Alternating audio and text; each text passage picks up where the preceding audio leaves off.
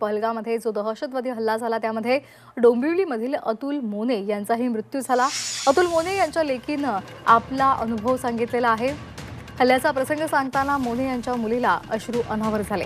आपल्या समोरच आपल्या वडिलांना गोळी मारल्याची माहिती त्यांनी दिलेली आहे।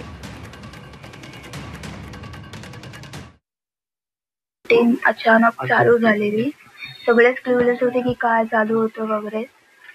नंतर मी बघितलं की मी 2 जणांना बघितलं, हातात बंदूक होते आणि शूटिंग करत होते वगैरे। माझे बाबाही तिथे गेले।